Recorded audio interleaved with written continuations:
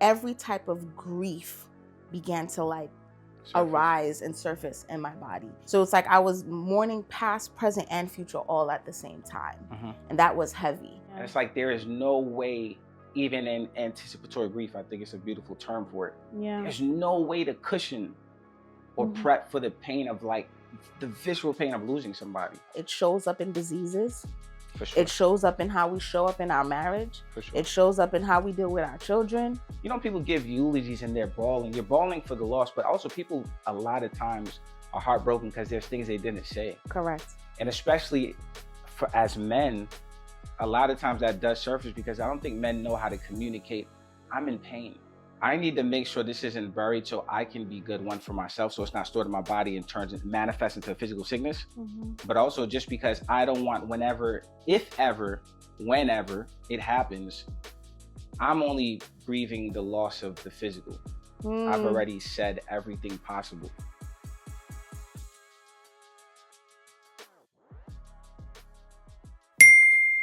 All right, we made it.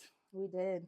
After all the blizzards, the 2 cancellations because of the blizzards and the unexpected terrible weather in New York City. Yeah. We're finally here now. Yeah. And we're going to have a conversation, a necessary conversation, but one that I know for sure you wanted to address. Yeah. And we're going to get right into it. Okay. What made you want to have this conversation on such a emotional, heavy topic such as grief? Let me first off saying, first of all, thank you for agreeing to have this conversation. Of course. Like I said, as a friend in the conversations that we've been having, I knew you would be a right fit to have this conversation. I appreciate that. So that's that. Secondly, it's not an easy topic talking about grief. We shy away from it because of its heaviness. It's a sensitive topic depending on what type of grief a person is moving through. But most importantly for me, it came based on my own experience. So last year, my grandfather passed away. He was sick for a couple of months. And once he passed away, let me say this, before he passed away, I believe I was already dealing with grief. Some may call it anticipatory grief, and we'll get into that. But I think it was bringing up a lot of anxiousness for me because I lost my father in 2007. So watching my grandfather be sick, watching him basically wither away, it wasn't easy. So it kind of triggered thoughts about my father because my father was also sick before he passed away. It wasn't like a sudden death. So I guess those emotions already started coming up for me where I was like, I don't like the feeling of watching a loved one wither away and you know that death is coming. But once he passed away, I wasn't expecting to feel how I felt. Many would think that, okay, your grandfather passed away, so you're missing him, you're grieving that. And I said, yes. But a part of me came to terms with him passing. My grandfather got to live until 102. Which is a blessing. A big blessing, right? And I knew it was inevitable. We can't have him here forever, you know? So I was sad because I missed him, right? I will miss him because he lived with us. Of course. We took care of him. I grew up with my grandfather since the age of 5, him coming from Haiti and helping my mom to raise me. So of course I'm going to miss those elements of him. But for me, I was settled in the sense of like, he has to go. But I believe everything that came with his passing, all of a sudden, every type of grief began to like arise and surface in my body. Like I started mourning current life. I started mourning past. I started mourning what future may be. So it's like I was mourning past, present, and future all at the same time. And that was heavy. And of course, I'm in therapy right now. And shout out to therapy. Yes, please. Shout out to therapy. If you are able to. And there's so many resources now, too, for someone to tap into therapy. I highly recommend it. And we'll get more into that as well. But so all of those emotions started coming up and I needed someone to help me process. And that's why I went into therapy and I dived even further into therapy. Because before I used to like dibble dabble into it, try to see which therapist would be a right fit. But I knew I needed like consistent guidance in this moment. So yeah, so I would say once I started feeling all those emotions and realizing that although I lost my grandfather through death, the grievances that I was going through or feeling was non-death related, Mm. actually, right? And some people didn't understand when I was trying to explain it to them. And I was just like, my grandfather's death served as a catalyst for everything else. Because now you do start thinking about mortality even more. Mm-hmm. But at the same time, you start feeling regret. Like time now feels scary. Did I do everything I was supposed to do? Mm. Did I make the right decisions? Who else is gonna die? You Mm-hmm. know what I mean? What else will they miss? Mm-hmm. Um, I don't know. It was a really weird feeling and heavy feeling that I was going through because it felt different from when my father passed. When my father passed, I was sad. I was grieving, yes, but I was very angry. I was Mm. very angry and I was in denial. With this passing of my grandfather as another male figure in my life, Mm. I just really felt heavy. Everything just felt heavy. So anyway, to answer your question, I go want to touch ahead. on something. Yeah, yeah, yeah. So, do you feel that heaviness got more intense when through the process of him withering away and the actuality of him potentially passing happened and it got closer, or when it happened after the funeral and it this is real and he's actually gone, this is when it got That's a good. intense? Yeah, that's a good question. It felt intense before, Hmm. but I didn't have the language to understand what was going on. I knew I felt anxious about a lot. Mm-hmm. Um, I would, you know what? I think it felt intense before, Wow. Okay. and once he passed, there was a slight relief because everything that I was feeling anxious about, even for the funeral, family, because I'm the person that they in the family amongst my cousins and sometimes amongst the older generation, I always come in as the helper. Let Mm. me fix it, let Mm-hmm. me do it. It's also come from my anxiousness trauma. Like I got to make sure everything's okay because if everything's not okay, then I'm not okay, Yeah. Yeah. right? Yeah. So I'm the one that tends to organize, to plan, to make sure everything is in place. So I think I was having like an overwhelming feeling that how is my mother, because my grandfather is my mother's father, Yeah.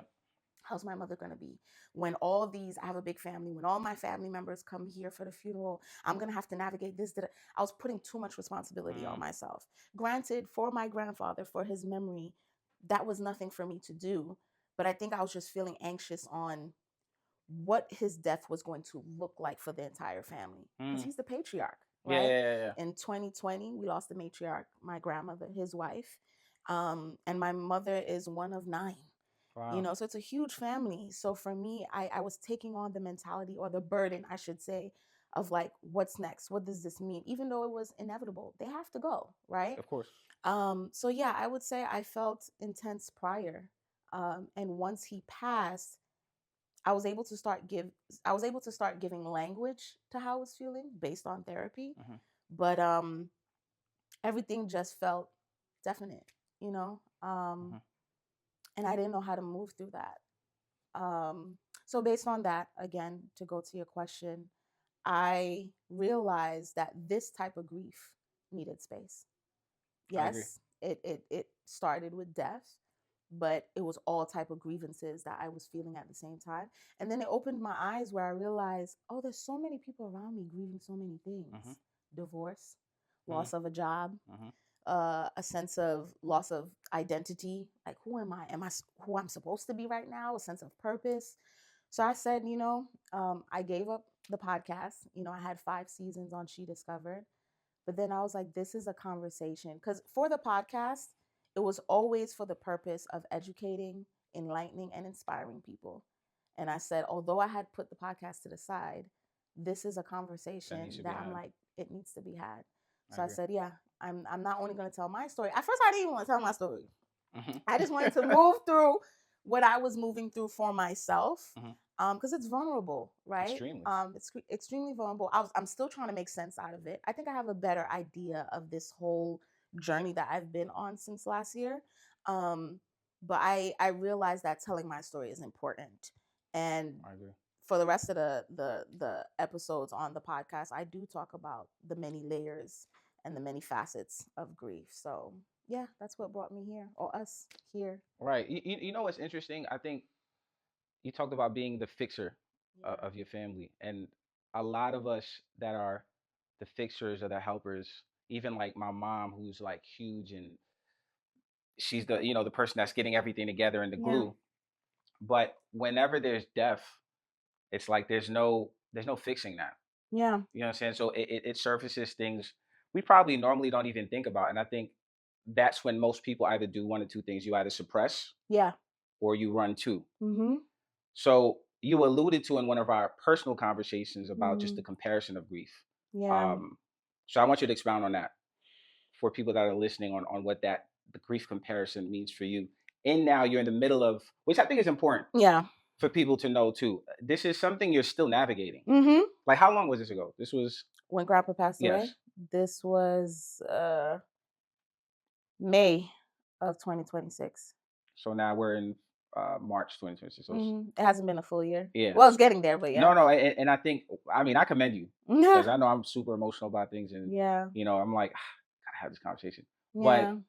the fact that this is not like years for you after Mm-hmm. this is like in under a year. Somebody Yeah. that you were super close to. I remember coming here, the big Yeah. OG. You know what I'm Mm-hmm. saying? And even though he was 102, he still was like there. You know what I Vibrant. mean? Slow. Yeah. You know what I'm saying? Naturally, but Mm-hmm. he still was vibrant. He still was pretty much there. He noticed people. He acknowledged people. So you now having you're grieving this person that was once right there and Mm-hmm. now you're here. What is the grief comparison like? What expound on that? It's so interesting. I do feel myself getting emotional now Mhm. because Take your time too. you talking about him, It makes it more real. yes, but in this moment, I feel that I miss him Mm, because I'm hearing from another person their experience with him. mm, You saying that you remember coming mm-hmm. here and how he is. I guess as I'm listening to you, it just gives me a flashback of him being, yeah, I'm okay. Um, but yeah, the grief comparison, it could be dangerous.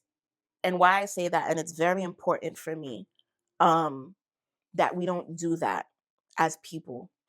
Another reason I wanted to do the podcast is to highlight the many facets and faces of grief Hmm. because it's not one size fit all. Right. So, with that said, I know many times we can compare, although there's a difference, we can compare various forms of grief, either um, death related versus non death related. Mm-hmm. Well, death is so final and it's heavy. So you shouldn't really be grieving loss of identity, loss of a job, or loss of a relationship, marriage. Like it doesn't compare to It's when not as you, heavy. yeah, when you lose someone. Where there's truth to that, but don't minimize how Of it course. feels Yeah. because there's a lot of experiences that feel like death. Mm-hmm. You could feel like you lost yourself. That feels like death. You know what I mean? You can feel like the loss of a marriage, what you envisioned for you and that person, or if there's children involved, there's a death that happens inside of you, 1 million right? percent. So, um, I just want everybody to give room for everyone's grievances. So I Mm-hmm. said it's very vital that we be careful in how we compare each other's grievances and say, well, you shouldn't be feeling this way. I'm I'm going through a death related grief, so mine is heavier than yours. Or even in the midst of death, you have the comparison of sudden death and expected death, Mm. where, okay, the person was sick, so you kind of had a moment to Yeah. prepare. That's true. Or, well, I just got a phone call and this happened. That's true. And I do believe there is a difference because and it depends because the body is so interesting, the mind is so interesting. You don't know how that person is processing it, Mm-mm. right? Because you can say, well, you had time to prepare. Maybe they didn't prepare.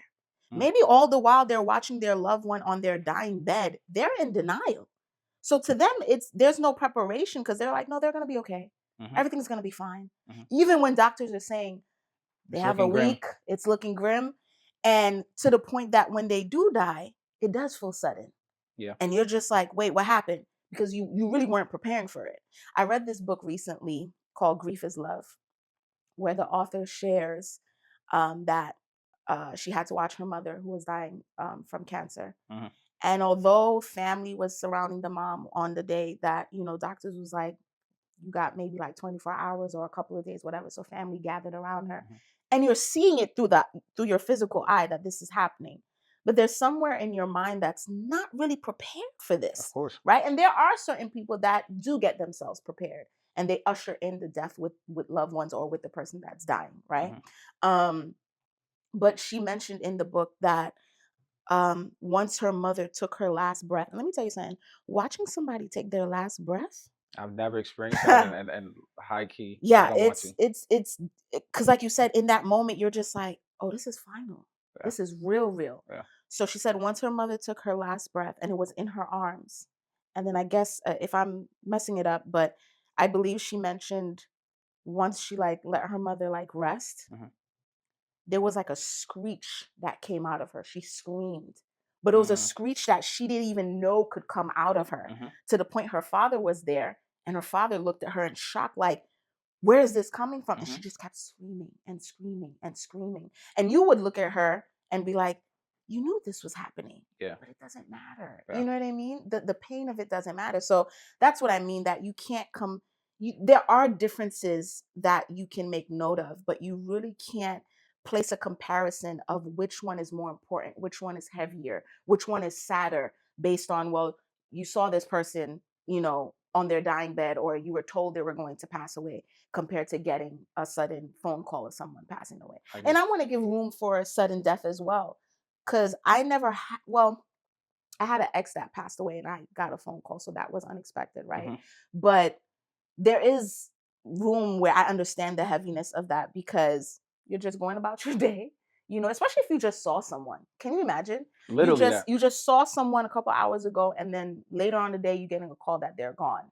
The mind can't compute that, because you're just like, wait, that doesn't. This is why a lot of people Yeah, during grief either get sick or some of right. them pass away not too long after whoever they lost. Correct. And I've heard from a friend like that, broken heart syndrome is a real thing. It's a real thing. And it makes sense, right? So I do want to give room for sudden death, because I used to think of it as, if you're dealing with expected death, sickness or whatever, there's like a gut wrenching feeling that you have, the anticipatory grief, anxiousness, all Mhm. at the same time.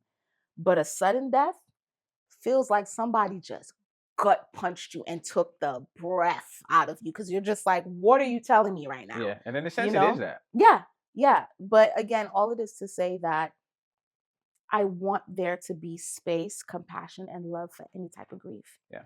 Because in doing my research and having these conversations, specifically what it does to the body and the mind, we have no right to place that type of comparison, right? There's the Mhm. logistic side of comparisons like we're talking about right Yeah. now, but when it comes to how a person feels, how it affects them, what it does to their body, we have no right. Mhm. And so for me, with the comparison, I didn't realize it until recently, where I had another interview with a grief therapist. Mhm. She specializes in anxious grief and anticipatory grief. She actually wrote a book on it.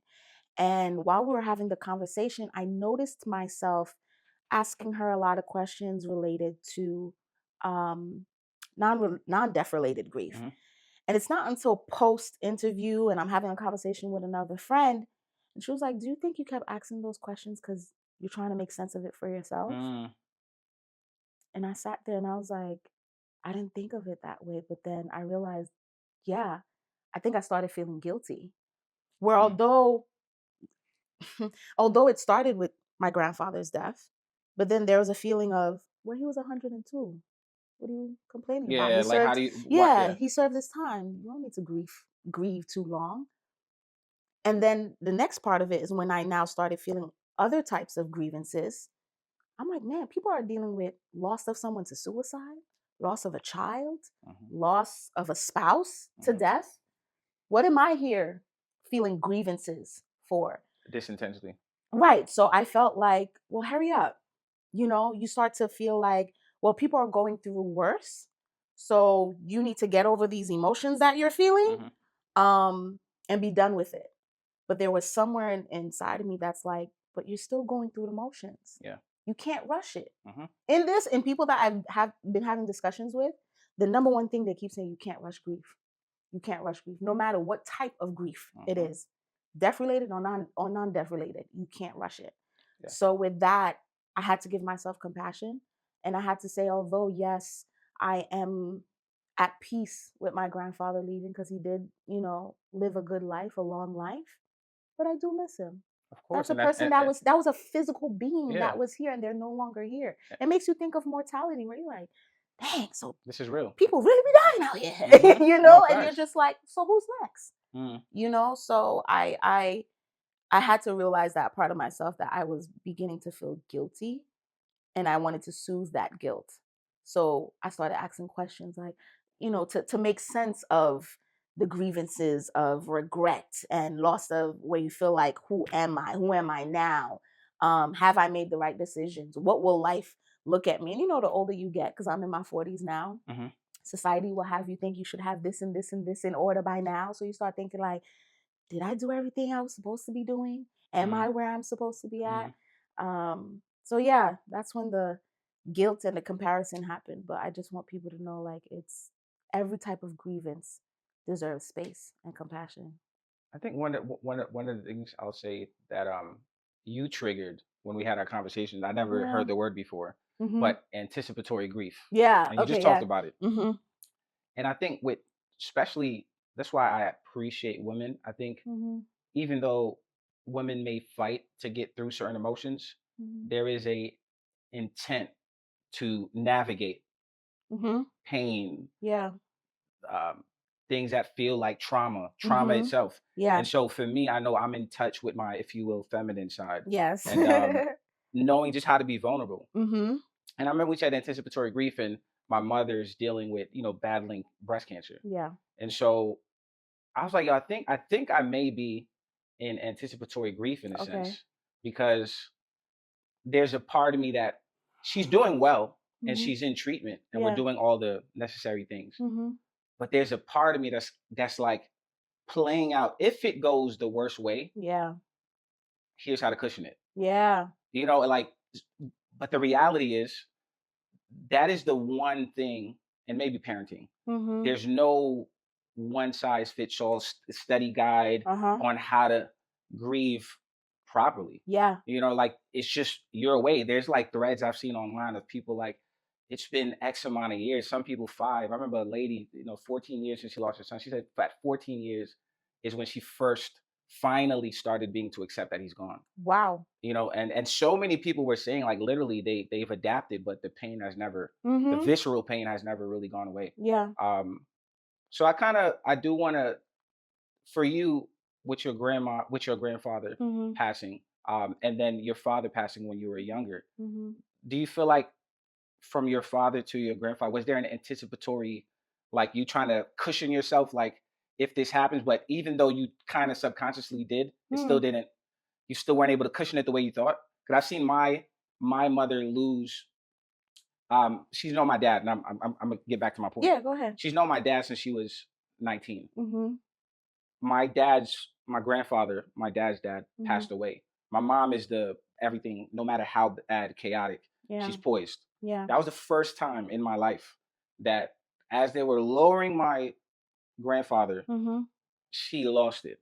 Like a whale. I won't. I mean, I'm walking away. I thought, I'm here. I'm like, who's mom? Yeah. That was my mom. And then I thought, oh, damn, she really know my dad since she was 19. It Yeah. makes sense. Yeah. And I'm like, yo, this, and I'm talking to my sister like, yo, mommy really was. What was that? And then I'll never forget. My sister said, "Mommy knows how to hope when somebody's alive, but when it's final, the finality of it, there's no more hope. It's gone." Yeah. And it's like, there is no way, even in anticipatory grief, I think it's a beautiful term for it. Yeah. There's no way to cushion or prep for the pain of, like, the visceral pain of losing somebody. Yeah. So back to you, and like all this that you're navigating now, and subconsciously maybe you were like, yeah, he's 102. Like, if it happens, I'm like, yeah. And then this happened. It's like, damn. Oh, this shit is bringing up something I didn't expect. Yeah. Before I get into that, just so, and I'll post the definition so the viewers could see. I want to get the definitions just so I don't miss anything. Okay. So for anticipatory grief, right? There's grieving in advance of the actual death or ending. There's role shifts, like you said, parenting, because you're mourning the person, or sometimes mourning who they used to be while they're actually still here. There's guilt that you might feel where you're just like, I'm grieving someone that's still alive. I shouldn't be grieving them if they're still here. I And should I'm have, missing moments. and I'm missing I'm like, moments. yo, I'm right here in front of this lady. Yeah.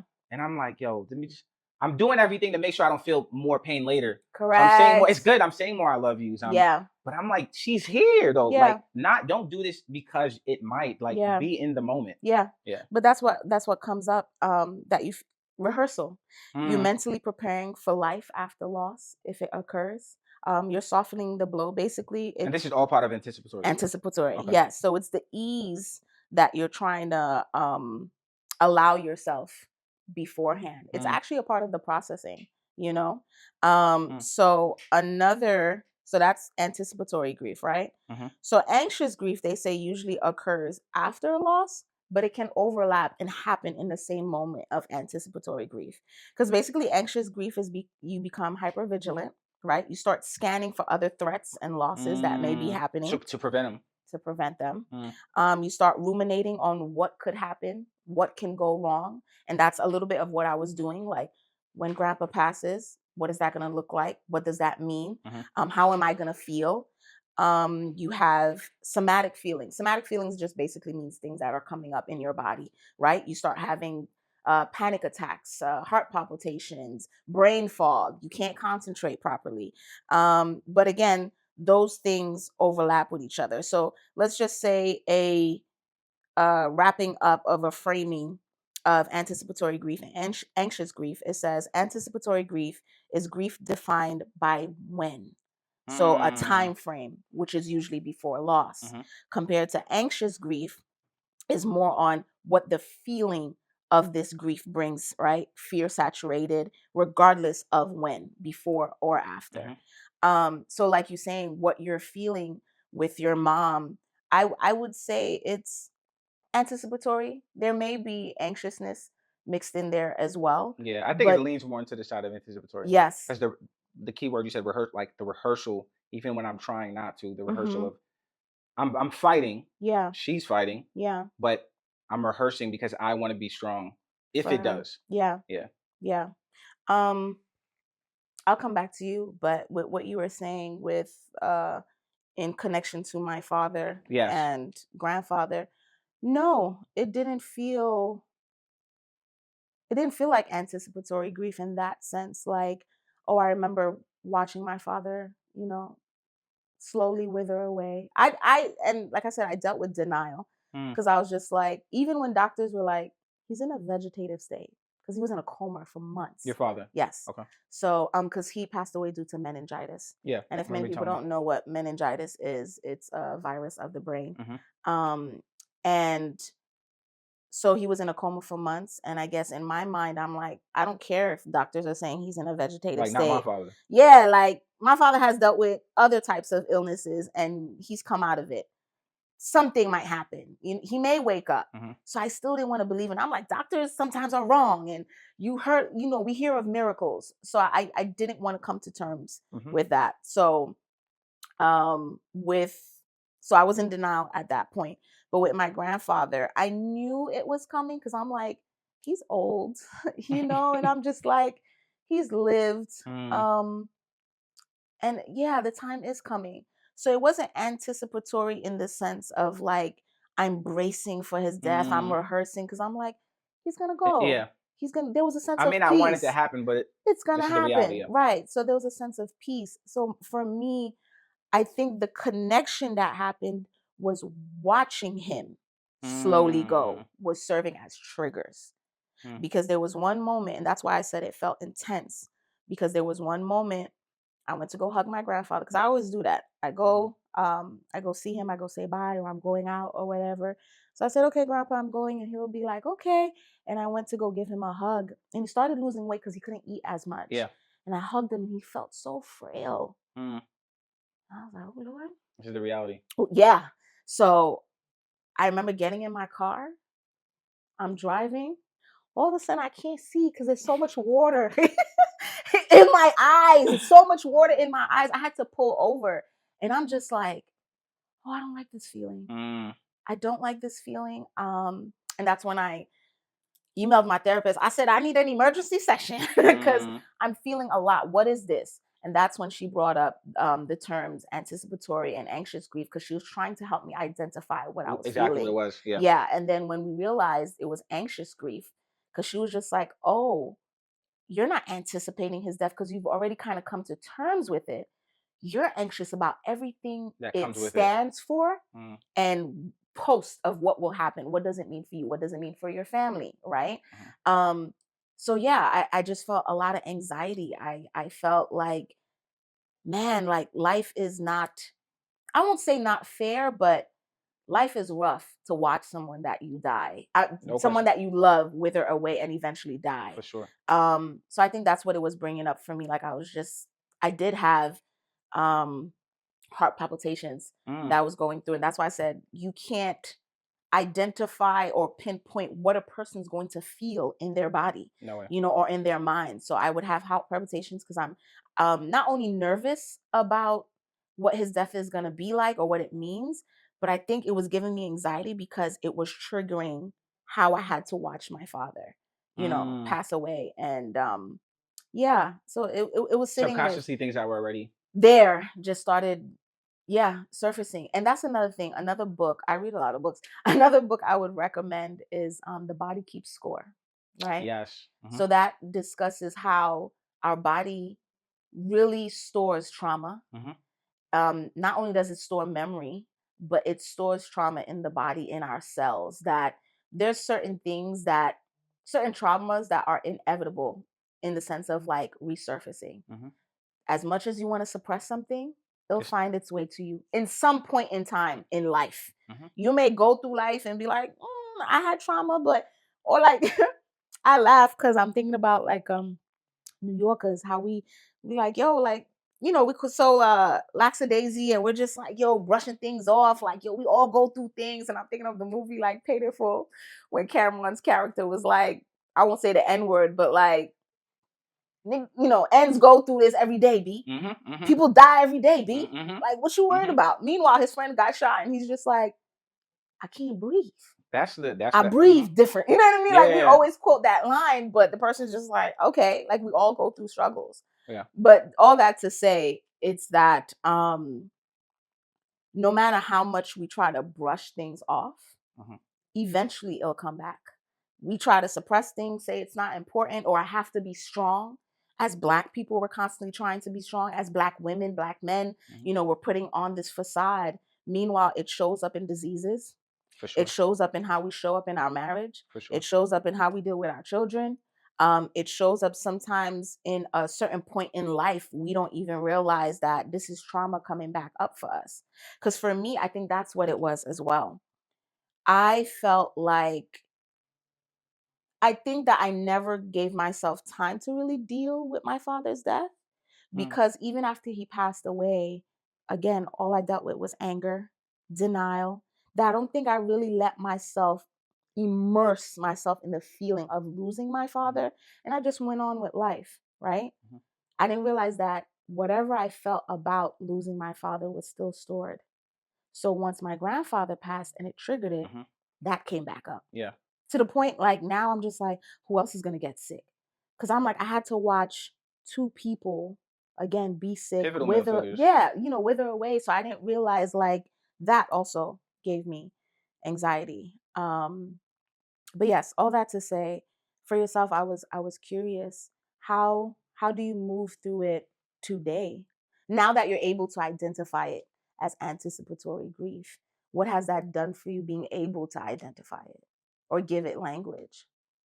I think it's just made me more intentional. Like, I've always been. I remember my first love, right, if you will, when I was in college. She had lost her mother, and so I'm so blessed to have two parents that are very communicative. So that's naturally one of my gifts. But I remember like a foundational thing that happened was she lost her mother, actually breast cancer, and I remember being with her trying to console her. She was inconsolable, and then she said, I just wish I could tell I love her one more time. And that stayed with me. So fast forward now, that's in my early 20s. Yeah. So it's like 10 plus years of me since then. I was like, if something, this is before mom was even remotely sick. Mm-hmm. I was like, if something ever happens, I'm going to make sure that I don't have anything left to say. Ooh.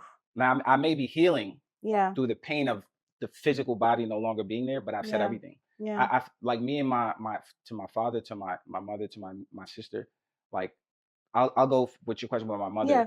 We constantly say I love you. Mm-hmm. So that anticipatory grief, that's naturally my body. I can't imagine my mom physically not being here. Yeah. That's my dog. Yeah. You know what I'm saying? But the me being so intentional about, more so now Mm-hmm. that we have these great conversations. I have conversations with her about just what she wants out of me. Yeah. You know, she has conversations with me about what she wants, what I want out of her. Yeah. And I just told her, I just want you to do more things that is not required of being a mom Yeah. anymore. Ooh, You know, that's like what do you beautiful. like to do outside of, my mom's super religious, but what do you like to do outside of church? What do you like? Mm-hmm. Do you like painting? Do you like music? Do more movies, do more of your gardening. Yeah. And that's something for her that I always just strive for her to do. Just be more intentional about not being a mom. You've done an amazing, like that's something I Mm-hmm. make sure she knows. You've done, people give eulogies and they're bawling. You're bawling for the loss, but also people a lot of times are heartbroken because there's things they didn't say. Correct. And especially for as men, we're like, pain, all right, I'm a provider though. Mm-hmm. I can't really do, or like you said, alluding to the pain and full thing. A lot of times people don't even grieve because time passes. Yeah. So this person passed away X amount of time ago, 5 years ago. So therefore, I got things I'm doing. I Yeah. got work. I got kids. I got it. But it's like a lot of times that does surface because I don't think men know how to communicate. I'm in pain. Yes. You know what I'm saying? And I don't even like crying in front of people. Mm-hmm. But there's an intention of, I need to make sure this isn't buried so I can be good, one, for myself, so it's not stored in my body and manifests into physical sickness. Mm-hmm. But also just because I don't want, whenever, if ever, whenever it happens, I'm only grieving the loss of the physical. I've already said everything possible. So I was already intentional about that since her loss because I didn't want that inconsolable pain. Yeah. But nevertheless, more now because of what she's fighting. Yeah. Now, do I believe she's gonna make it? Yes. Amen. Yeah. 1,000,000%. Yeah. But my mind is like, I've said everything I've wanted to say to you. Mm-hmm. You know what I mean? I still think there's conversations we can have, but everything vital, Yeah. I've said. That takes me to something that I think I can finally ask this without crying. Lord. No, seriously. I think I prepped enough. But I remember when we were having a conversation. It was at the mall? The mall, yes. Yeah. Right. And then you said something that was so, at the time it wasn't intense or heavy. It was just like, I was like, wow. And then I was having a conversation with my boy, Mm-hmm. and he had lost his father. And we just started talking about, grieving. Mm-hmm. And I was like, yo, one of my friends was just talking about how she lost her father early in her life, and then she lost her grandfather. And I was like, yo, she really said, I don't know, like that feeling of pain of not having. I realized I'm not gonna have my grandfather or my father at my wedding. I was like, wow.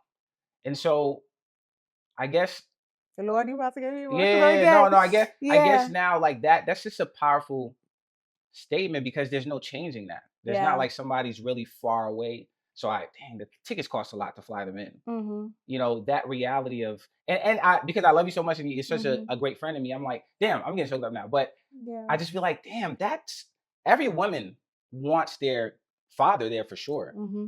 And definitely their grandfather. But now the reality of, they've passed away and they won't be there.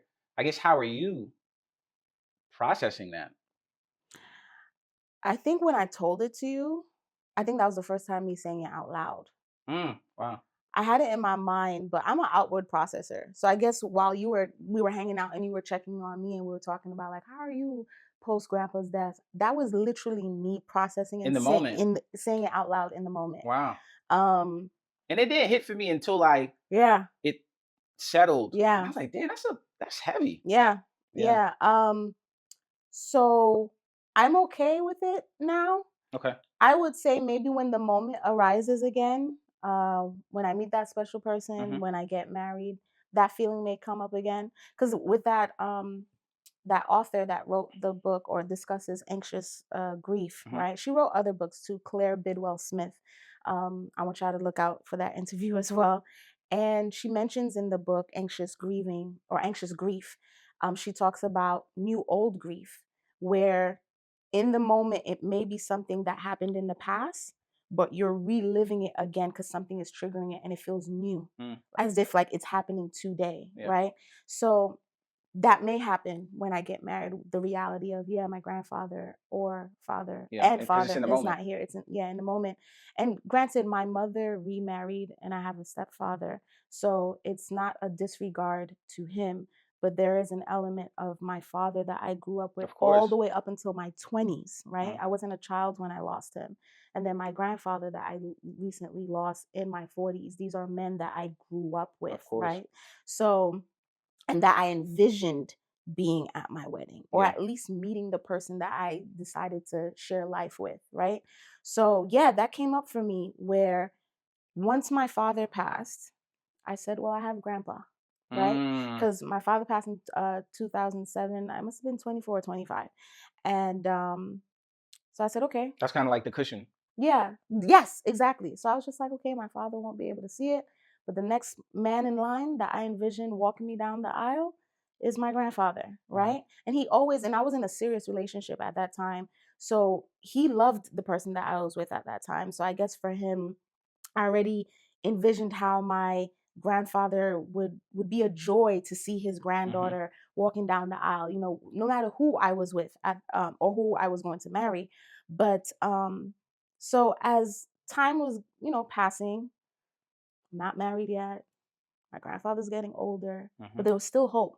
To the point I said, I don't care if he's with a king. You know what I mean? He's coming. He's coming. I said, then he started slowing down even more.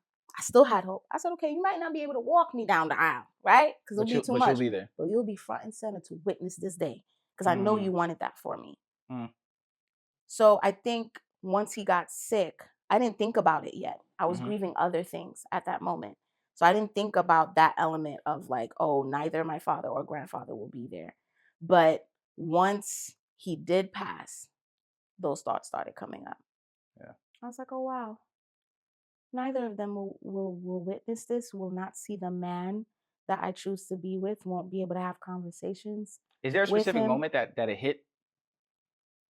Or just naturally in your grieving process? Naturally, it came up? Okay. Yeah. I think it was just a culmination of thoughts that were just floating through my mind. And then once you ask the question, or not even, I don't think you even asked it was just conversation. It was just I don't even remember how it came. I just remember that was the main thing that I was like, damn. Because I didn't think of it. Yeah, I think it's like when you said it, it was like, oh, this is real.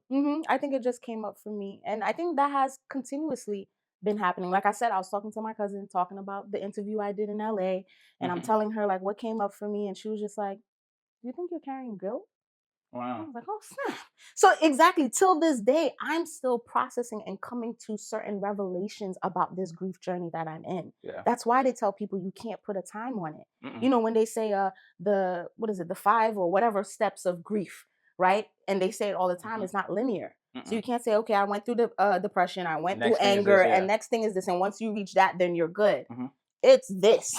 Because one moment you're angry, then you come back, then you feel joy that you got to live life with this person and experience them or tell them that you love them.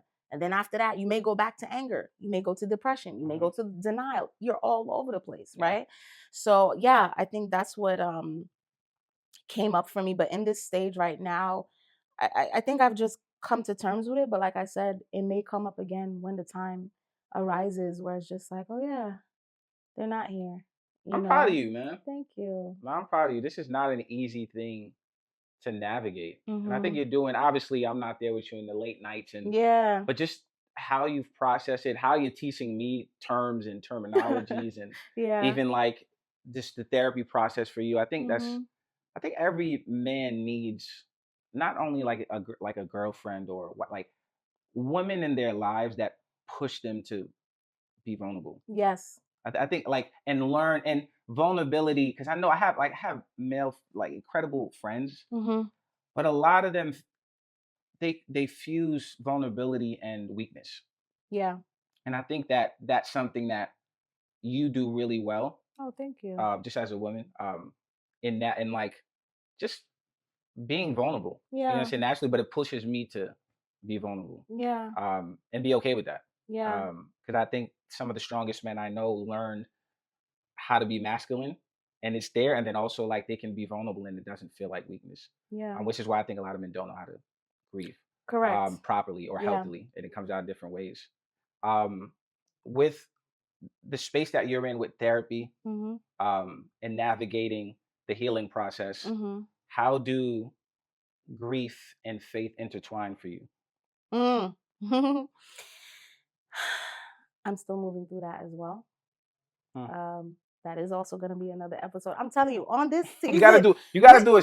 You gotta do a listen, series. a series is too much. But Yeah. for this season on the podcast dedicated to grief, I made sure to touch on different topics um, in relation to grief. So yes, there is going to be an episode talking about grief and faith. So I look forward to that because I've yet to record it and interview the person. But I look forward to it because there's questions that I have for myself that I can imagine other people Of have. course. Because how do you move through loss and Mhm. trust in God?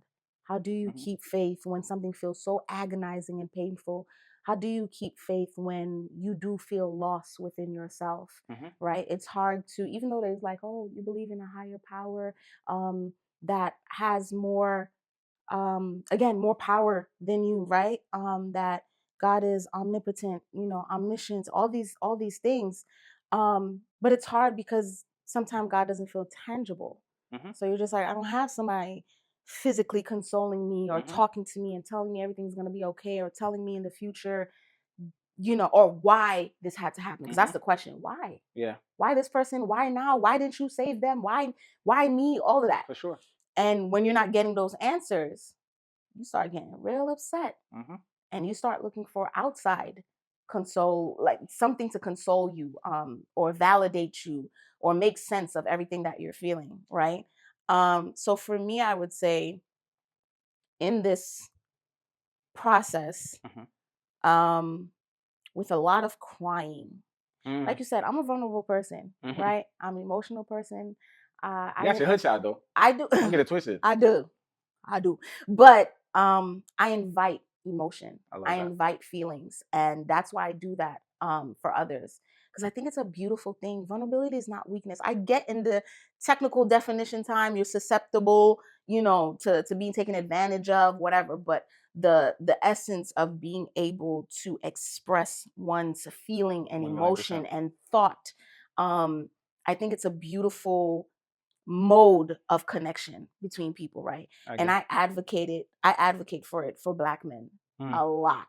It's important to I me agree. that any man that I have around me, specifically Black men, I will be the one to say it's okay.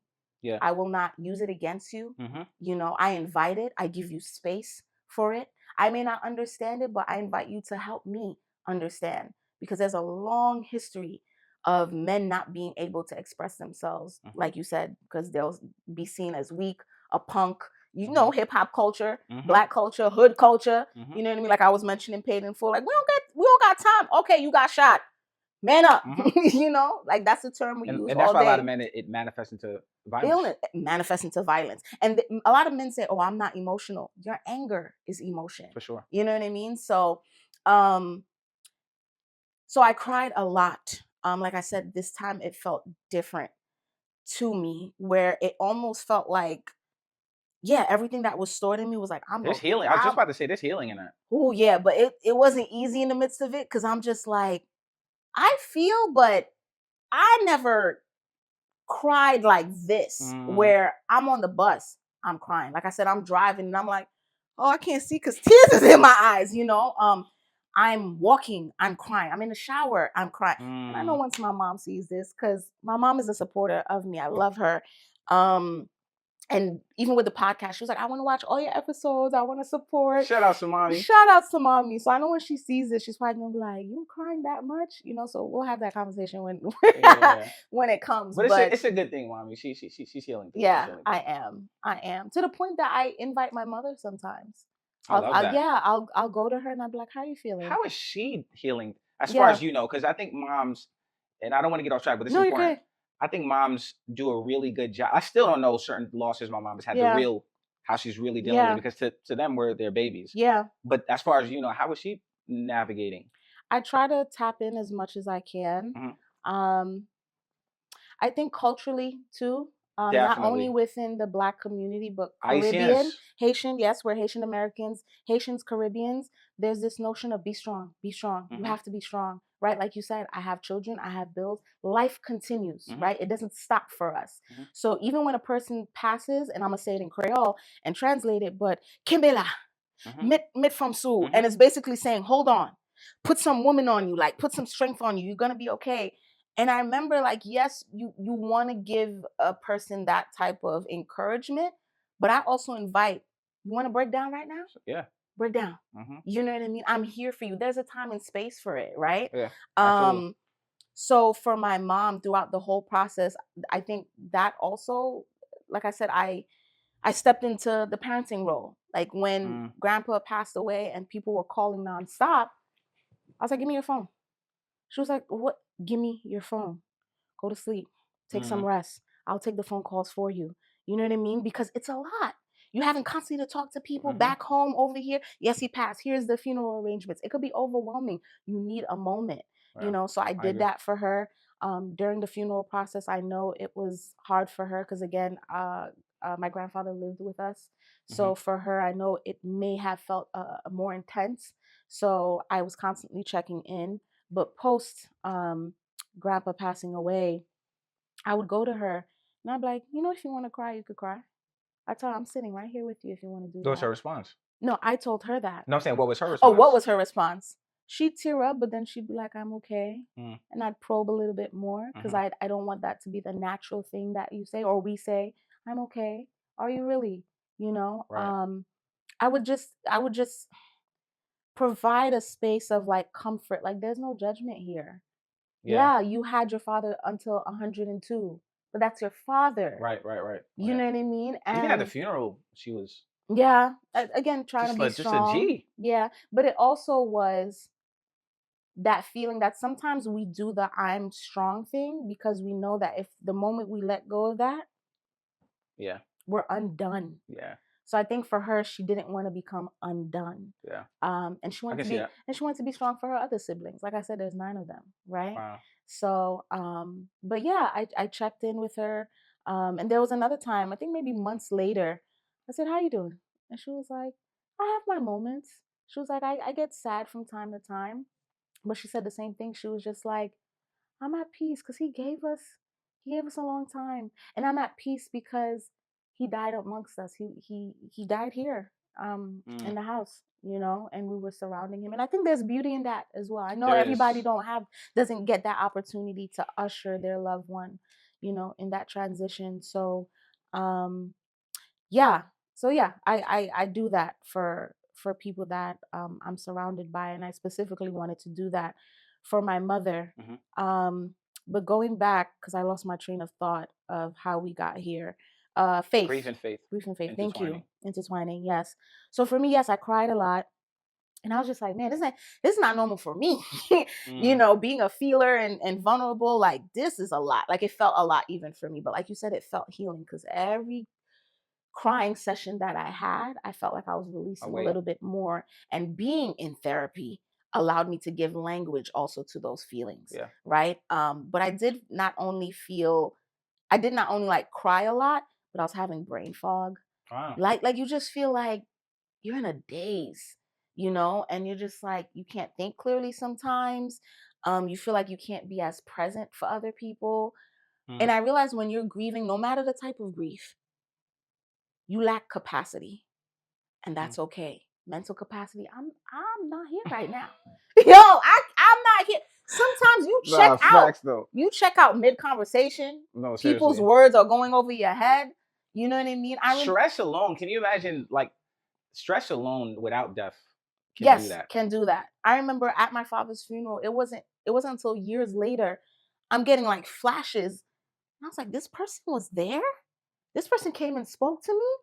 I didn't remember. It was Mm. like they were coming to me and saying condolences, but I was just like gone. Hmm. And years later, I know I had every right but I kind of felt bad because Yeah, you kind yeah, of want to yeah. acknowledge Of people. course. So I remember like going to people and calling them and be like, thank you for being there. And they'd be like, what?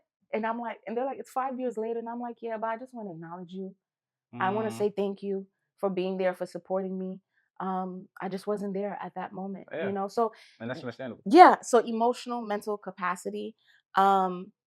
With all of that, the crying out was crying out to God, right? Mm, I don't consider myself super religious. There was a time I was, mm-hmm, but I am a believer in the Most High God. mm-hmm, And I believe His word. What did I run to the Bible? Not per se, but I ran to Him. mm, I was constantly praying. I was constantly crying out. I was constantly also praising and gratitude because I'm like, thank you that I have the opportunity to go to therapy. mm, Thank you for the people that I'm surrounded by that are loving me in this moment, that are showing up for me, that are asking the questions, that are being compassionate. mm-hmm, Thank you for that. So there was gratitude, but there was also questioning. And there was also like, did I do something wrong? And I felt God was speaking to me, and not only a sense of comfort. And sometimes that's hard to describe to someone that either doesn't believe in God or says, how do you make sense of when you say you hear from God and you feel comforted? mm-hmm, mm-hmm. I don't know. It really is a supernatural Yeah, feeling. I don't know how to describe. I could describe it to you, but I don't know how to make it make sense to you in the and logical it's sense. personalized. And it's personalized as well. Mm-hmm, So yeah, I just felt comfort, and I learned obedience, mm, and not in the sense that we hear in the church circle. Here are the commandments, obey. This is what God said to do. Don't be a sinner, obey. The obedience that I felt with God was like, in His speaking to me, He's asking me to obey or follow through with what He's telling me because it's for my betterment. It mm, almost felt like He was like, I'm actually asking to walk with you. mm, But because I'm a God that is all knowing, all powerful, I know things and see things that you have yet to see. But I want you to be in alignment with me. mm-hmm. So it asks for obedience. We Yeah. say it all the time. Yo, I gotta be disciplined. If I'm trying to get this workout, Mm-hmm, I have a goal for how I want to look, a mm-hmm, goal for a business. You put discipline in order. You almost obey the rules that it takes to get to that goal. mm-hmm. Why not obey this powerful God that you believe in, that's saying the obedience that I'm asking of you is not to control you, but actually to walk with you? Mm-hmm. That shifted everything for me. Where I'm Mm. like, God, like when you're speaking to me, and we feel it, we call it intuition too, right? Yeah. We'll feel something where we're just like, dang, I should have did that. Mm-hmm. Because when we disregarded that feeling, that nudge, once the outcome happens, we're like, dang, that's why I was getting this message to do this instead of that. So God was like, I feel like saying the same thing. Like, I'm gonna help you navigate this. Mm-hmm. But you gotta listen to me. You gotta trust me. Yeah. Even when you don't know what the answer is gonna be or the outcome is gonna be. I had to trust in that. Love that. Yeah, so I think that's where I'm at. Do you still have questions of why and when and what is this going to look like? But I think that's the beauty in the walking with God. I call it partnership now. When I look at people in relationships, in a marriage, they're partnership. Mm-hmm. There's a covenant, there's a commitment that they've set with each other. Yeah. So I believe God has called me. I believe He calls many of us to that. But in that, He was like, in the midst of the things that you're agonizing with, I want to walk with you. I want to be your friend. I want to be your comfort. You know, there was something else that I had written here: releasing the control and fear Mm. with the anxiousness around mortality.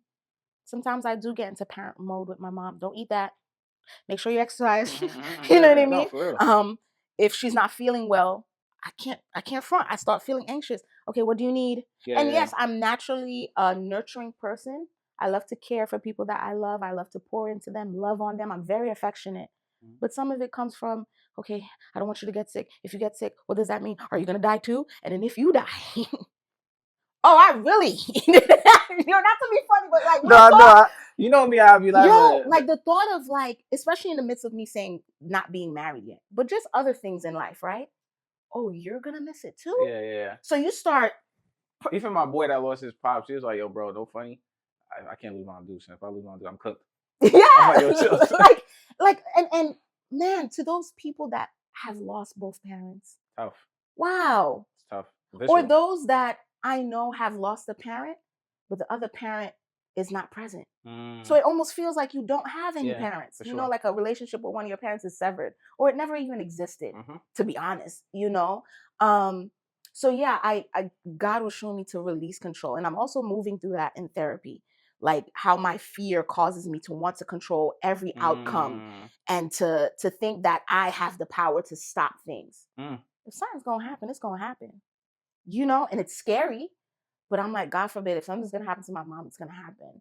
But at the same time, I'm just like, well, whatever's in my power in this reality, I'm going to try to do it. And I don't think there's nothing wrong with that. But if every movement you make, it's based on anxiety, you have to address it. So I think God is moving with me through that as well. But I do have more questions on why does a mother lose a child? Could that have been prevented? You know, we ask that question all the time. Why do bad things happen to good people? People have those questions, you know? So I certainly don't have all the answers, but for me in my own personal time with God it's the obedience, the reframing of obedience.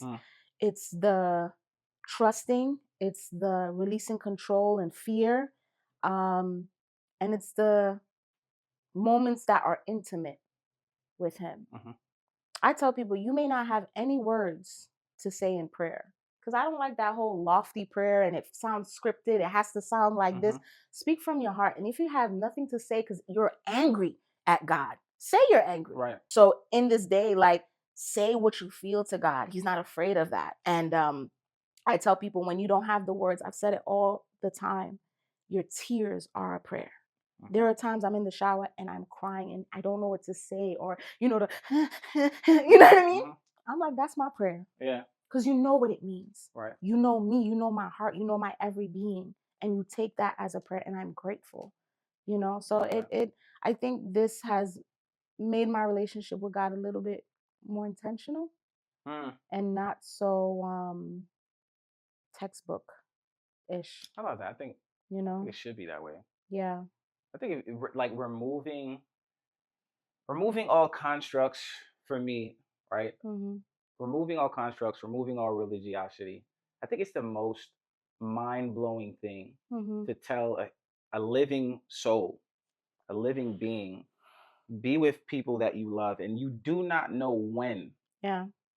But at some point, you're going to have to accept being, if you will, hypothetical, let's say we don't know what happens after death. Yeah. Permanently disconnected from this person. Yes. And just accept their absence. Yeah. It's the most, like, there's times me and my sister joke, I'm like, I can't believe this isn't, like, I'm so grateful to have both of my parents here still. Yeah. I'm like, I cannot believe this is a reality. Yeah. But I think that the quote that, I won't say changed my perspective, but it's just real as like how much we talk about grief and faith intertwining, but also death and life intertwining is like life is fatal. Yeah.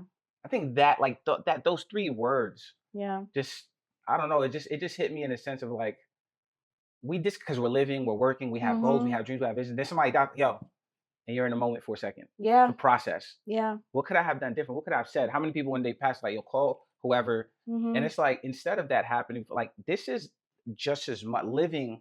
Death is just as much as part of living. Yes, and I think accepting that, as morbid as it is, it's actually more reason, if you remove whatever's after this, more reason to be intentional. Yes. More reason to strive for better relationships. More reason to just be in a state of being. And I think, with what you've gone through, I'd say, what would you recommend? What are your recommendations for anyone that is processing grieving now and going through grief of their own? Yeah. Sometimes I think about it and I'm like, sometimes you feel like there is no answer or remedy. Yeah. Like I think of a friend that lost someone to suicide. I think of someone that lost a child unexpectedly, and you're like, what do you tell people? But I will say this, moving through grief and doing all this research for the podcast, I realized there's a plethora of resources out there. It's like an ecosystem. Like I said, I'm able to interview these different type of people. I just recently interviewed a person that is a death doula. I never heard of that term before. Like when I heard of doula, you think about giving birth, but this is which is what we're saying about how closely they're how close, right? So this person is a person that helps families usher in their loved ones into death, you know? So I'm interviewing that person. Beautiful. And so there's so much resources out there. And I know in the moment, you don't want to think about your grief. You don't want to reach out for resources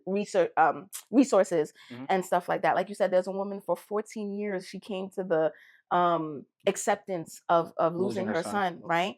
So I get that. But I would say for people that are moving through grief, yeah,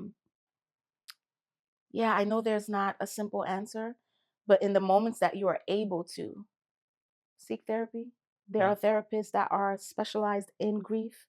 Um, if you don't have community, definitely dive in your community. But if you don't have community, even if it's that one trusted friend, and even sometimes I've noticed in the midst of your pain and agony, you actually don't want to talk to people.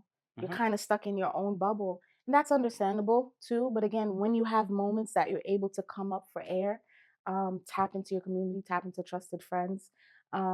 If you choose to look for resources because you realize I need help, then yes, therapy, social media. You could type in grief in the search bar on social media, and there's a plethora of stuff. People that are talking about it, grief therapists, grief advocates, grief educators, all that talk about different aspects of grief and how you can move through it. And these individuals that are advocates and educators and therapists, they too have gone through their own versions of grief, right? So I would definitely tell people to tap into that. And again, what I've heard time and time again, don't put a time frame on how long you're supposed to be grieving. 1,000,000%. Let yourself feel when you're going to feel it, how you're going to feel it. But don't suppress it. I heard that a lot too in talking to these individuals. They're just like, it feels safer too, because to feel is painful. To come to the realization of whatever loss it is painful. But like we discussed in that book, it's just going to sit there. It's going to sit there. So not rushing someone on when to address it, but eventually address it and deal with it. So that's the best I could say. And tune in to She Discovered podcast, because I will be discussing all these, like I said, speaking to educators, therapists, a pastor on grief. So yeah, I definitely want people to tune in this season to everything that we'll be discussing. And I hope that they, hence the name She Discovered, they discover themselves things not only on how to be there for family and friends in this moment, how to show up for someone, how to give room for someone, but also whatever you're dealing with when it comes to grief, either if it's death related or not. Give it space. And I'll add and say, yes, please. I think the main thing that I think people need to know from people that I've heard that are grieving, how certain friendships have dissipated, or they've become weaker, or people have grown apart. And I think it's two sides to that. Yes. The person that's grieving doesn't know how to say, I'm really just fucked up right now. Yes. The other side of it is somebody that's dealing with a friend doesn't know what to say. Yeah. I'm not sure what to say. Yeah. And I think sometimes it's whoever's going through whatever friend you have that's grieving. Simply sometimes a person just needs presence. Yes. And I think that's what friends, actual friends, need to know. Yeah. It may not be something, you may not be the greatest communicator, know what to say, but just allowing somebody to cry and them hearing, I'm here. And genuinely meaning it, like however long it takes you to get this crying out, I'm here. Yeah. And just presence, because I think most times there are no words. No. You know, you just want to be by somebody that allows you to be fully vulnerable, transparent, and hurt in that visceral pain, whatever it looks like for you. If it's, I remember watching the lady I sent you who was talking about her daughter, and she said that she just had a moment right after getting groceries in the middle of the parking lot. Yeah. Groceries, the bag falling out of her hands, and she just started wailing. Yeah. And it's like, wherever it hits, if a friend needs to just be there and just, I'm gonna just hold you. Yeah. While these oranges is on the floor. Yeah. I'm just here. Correct. There's no words to say sometimes, but sometimes it's just sending a text. I just want you to know, even though we haven't spoken, if you need me, I'm here. Correct. And if they do hit you up, just be present. Yeah. And they may not, and that's okay. And that's okay. And that's as well. what I mean by capacity. For sure. Yeah. I saw something, and we'll wrap up, where a person posted, he was going through his own grief. He was like, I'm grieving, and I know I'm not the best type of friend for you right now. but it's because I do not have the capacity. Mm-hmm. And I get I it. think that honesty is necessary as well. I'm not the greatest right now, and I know it. Yeah. I just don't have the capacity. Awareness. Yeah. And that's what all of this is. Facts. That's what all this I'm is. proud of you. Thank you. Go ahead, mama. Thank you.